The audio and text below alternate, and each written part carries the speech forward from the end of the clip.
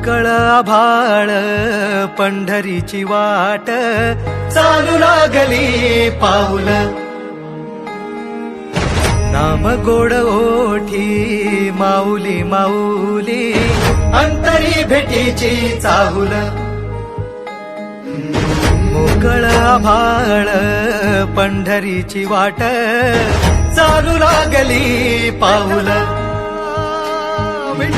नाम गोड ओठी माऊली माऊली अंतरी भेटीची चाहुल निघाली पाऊले दर्शनी ध्यास लागला पंढरी हो या उरात दाटली